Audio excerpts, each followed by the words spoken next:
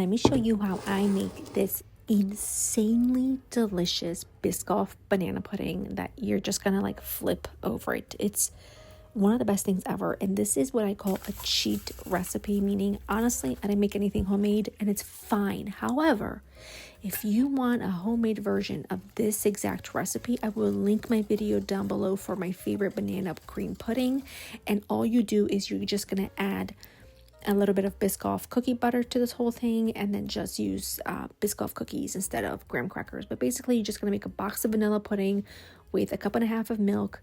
Let that sit just for a little bit. It doesn't have to be fully set.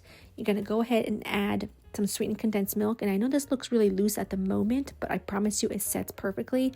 I add an 8-ounce tub of Cool Whip. Mine was still partially frozen, but you know, you'll do a much better job.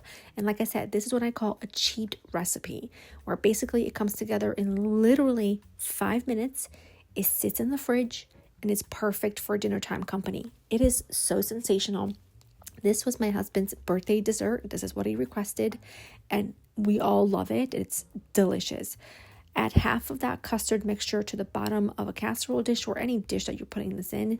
And then you're going to top that with some crushed Biscoff cookies, or also known as Lotus cookies, or as my daughter likes to call them, American Airlines cookies, because we get them on the plane. And then you're going to take 3 bananas. You're going to slice them, not too thick, not too thin.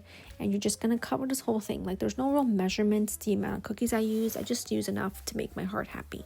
But you just need 3 bananas, slice them thin, and then you're just going to top that with a couple of tablespoons. I actually used 3 tablespoons of Biscoff cookie butter. I popped it in the microwave for 20 seconds so that it was like runny, and then I spooned it all over the whole thing.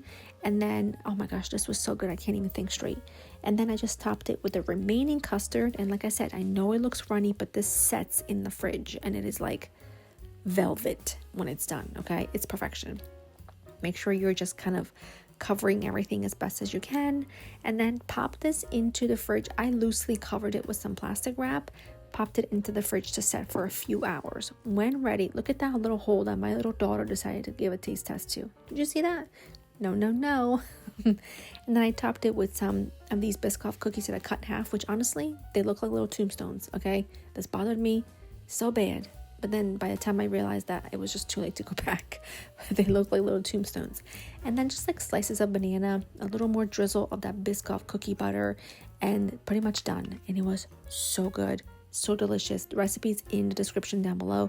You'll love it. I hope you enjoyed this additional video, because you guys know I love to pump them out because it's just what we eat.